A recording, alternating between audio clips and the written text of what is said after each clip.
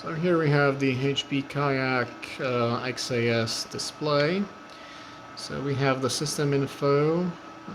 This shows us the product name, the BIOS version, the serial number, the CPU, DIMM configuration. And that's it.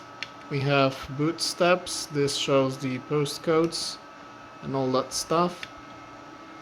Then we have diagnostics, so CPU socket, power, CPU 1, CPU 2, PLL, maybe voltage or something, number of DIMMs found, and that's it.